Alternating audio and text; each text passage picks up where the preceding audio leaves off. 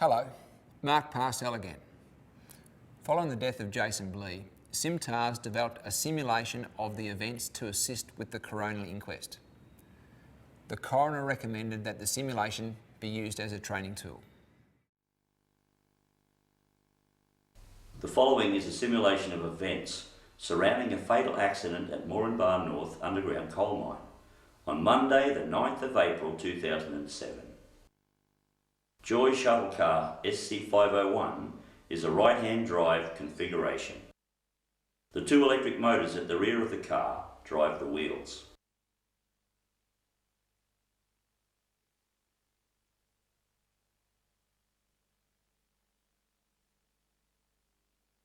Hydraulic power for steering and lifting the conveyor boom is provided by an electric motor driving a hydraulic pump.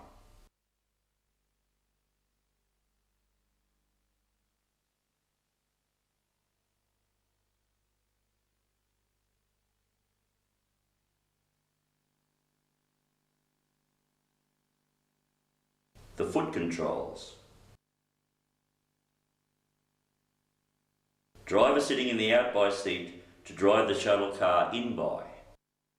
He uses his left foot to press the bar pedal under the in-by seat. To stop the shuttle car, he uses his right foot to press the flat pedal under the in-by seat. Driver sitting in the in-by seat uses the controls under the out-by seat in a similar fashion. The steering configuration.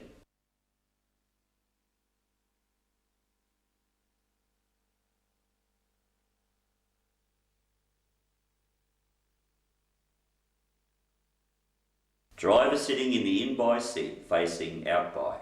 To drive the shuttle car around a right-hand turn, the driver rotates the steering wheel clockwise.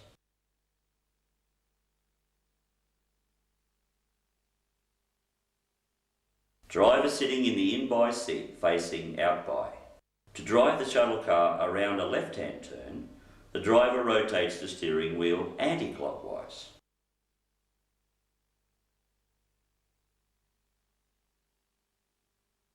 Driver sitting in the out-by seat facing in-by. To drive the shuttle car around a left-hand turn, the driver rotates the steering wheel clockwise.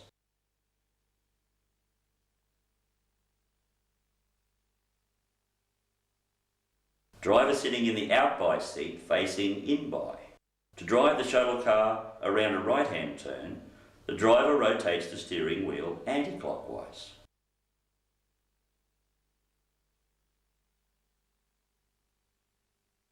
Shuttle car SC501 is the end loading car at the feeder breaker.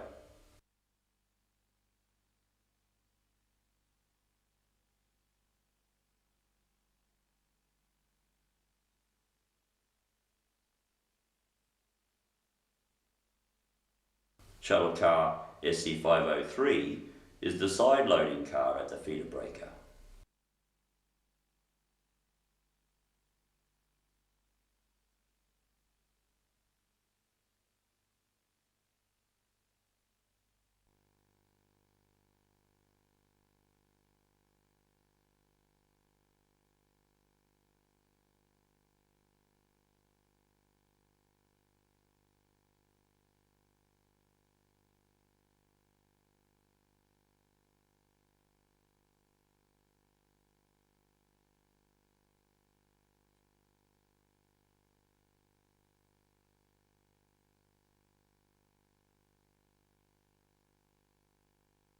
An overhead view of machinery in the panel, showing the conveyor, feeder breaker, the positions of the two shuttle cars,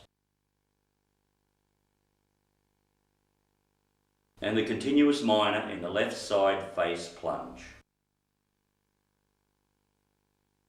Shuttle car SC503 drove from the feeder breaker down 17 cut through to G heading and into the continuous miner. The continuous miner is operated by Mr. Jason Blee to cut coal off the face and load it into shuttle car SC503.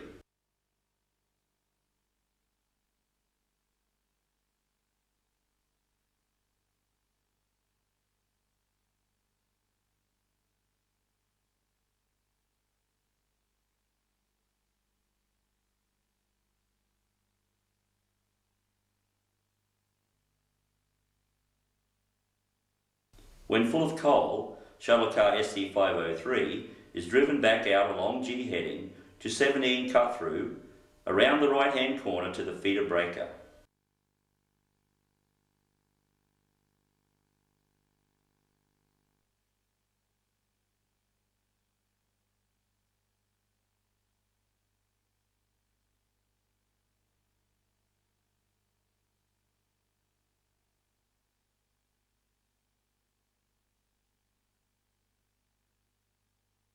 SC503 driver parked his car and followed shuttle car SC501, checking the trailing cable. Shuttle car SC501 is driven from the boot end down 18 cut through to G heading and into the face behind the continuous minor. As the car wheels around 18 cut through G heading corner, it brushes the rubber mat on the left hand rib.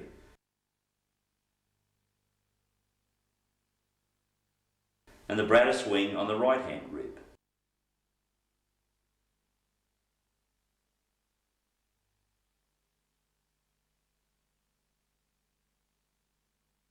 The shuttle car is driven to the back of the continuous minor, lightly touching the rear bumper. This indicates to the shuttle car driver that the shuttle car is far enough under the conveyor boom of the continuous minor to receive the load of coal.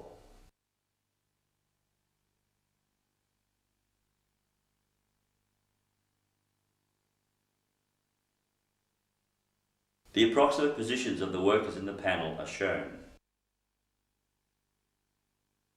Graham Lucas is on the shuttle car.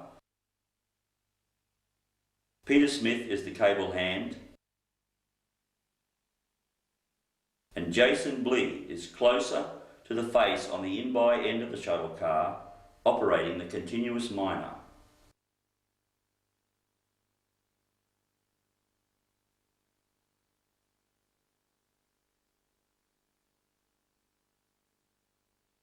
This view is representative of what Graham Lucas would have seen from the shuttle car driver's cabin as the continuous minor was operated and ready to load coal into the shuttle car.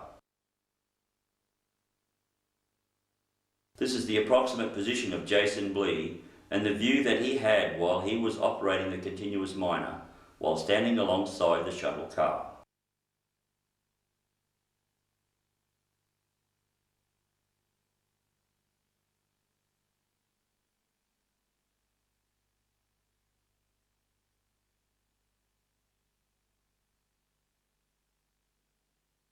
Looking at the coal coming off the end of the conveyor of the continuous minor boom into the rear of the shuttle car.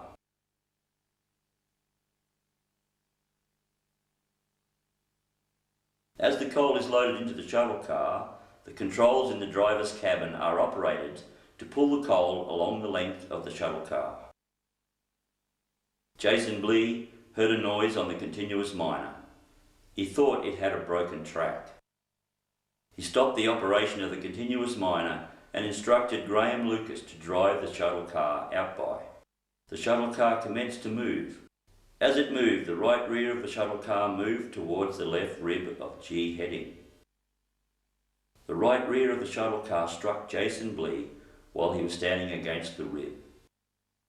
The shuttle car driver heard a yell and immediately stopped the shuttle car and turned around in his seat to see what the noise was. He indicated that he saw Jason Blee pinned against the rib.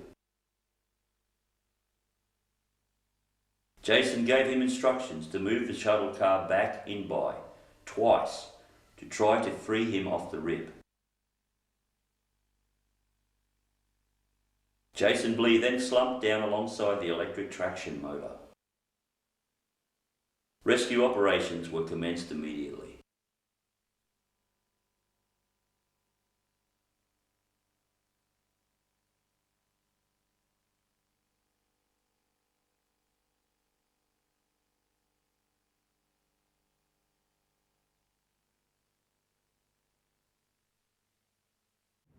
The simulation represents the events leading up to the accident. It's very good, but due to its nature is unable to explain other information relevant to the accident. The simulation was also developed prior to the recommendations being released. The following recommendations were made by the coroner. The safety and health management system for a mine is required to ensure the safety of persons at the mine. In Queensland coal mines, in the past 10 years, there have been 9 fatal accidents. 8 of these have been contractors. There has been some confusion with respect to the application and use of contractors' procedures and safety and health management systems at mines. The coroner recommended that any confusion be removed from the legislation.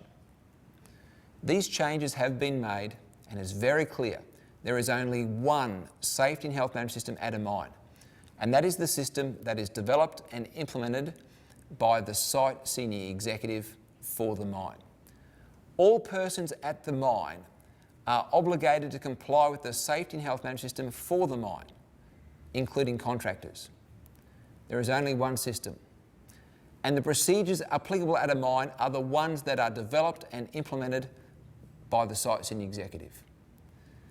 The size and complexity of safety and health management systems was discussed at the inquest, and it was recommended that mines provide the department with an electronic copy of their system on a periodic basis. Legislative amendments have been proposed. As described by Rochelle, the manner in which she was notified of Jason's death could have been handled much more effectively. Due to the role of police in the notification of public fatalities, there is a mistaken belief that police are also responsible for notification of workplace fatalities. In Rochelle's case, the police were on their way to deliver notification, were diverted to active police duties. This delayed the notification by several hours. Rochelle also received a text message from one of Jason's mates at the mine.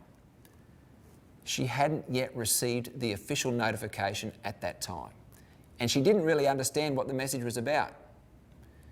You need to be careful with modern electronic media.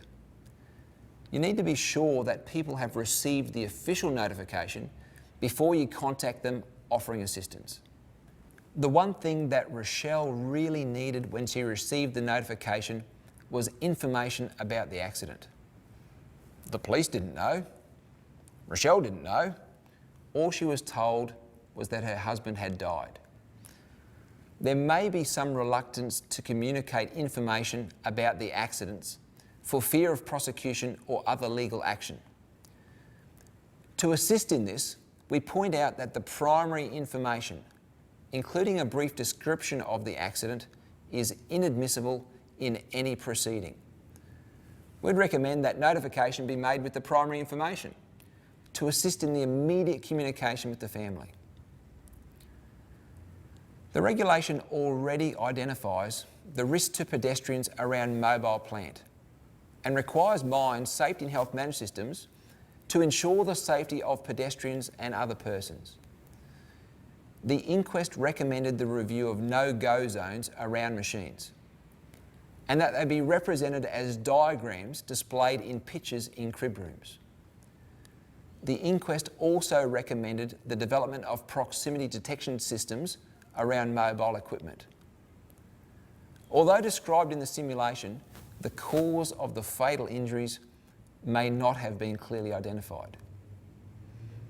As you saw, Jason was initially trapped by his shoulders between the shuttle car and the wall, not crushed. Despite the inquest, the exact movements of the shuttle car are not fully known. It is believed that Jason suffered his fatal injury after the initial event of becoming trapped between the shuttle car and the rib. At the time of the incident, the circumstances were described as being highly error provocative.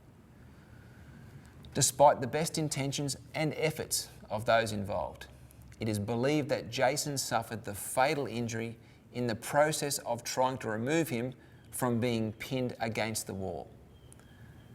The lesson that we all need to learn is that we have to call for emergency assistance. Wait for the trained and competent people to arrive to provide emergency assistance. It is believed that if this had been done in Jason's case, he would have received no serious injury. In order to assist the emergency personnel, the coroner recommended that the districts in mines be equipped with suitable apparatus to move the heaviest machine without putting a trapped person at risk. There were many other recommendations from Jason's death. Some of them have been implemented, others still being progressed. 6 months before Jason's death, the Mines Inspectorate issued a safety alert about the hazards around underground mine face equipment. The hazards are well known. We all need to be vigilant to ensure that we maintain effective controls. There had also been a number of changes in the work environment prior to the accident. One of the changes was the reduction in roadway width, which resulted in less clearance in and around the equipment. Other workplace factors were identified in the inquest. When a change is made to control one risk, an assessment has to be made on how that change impacts on other risks. The coroner recommended that this DVD be used for training purposes. I hope that you have a better understanding of the matters that contributed to the death of Jason Blee. You have to understand that the risk is real. Mine safety is real. Mine safety has improved in my lifetime. It has to continue to improve. We have to strive to prevent every accident, and we need your commitment. I hope that you have learned something from this simulation. Jason's family don't want anyone to go through what they went through. For all of the miners that have died before us, let us make safety their monument.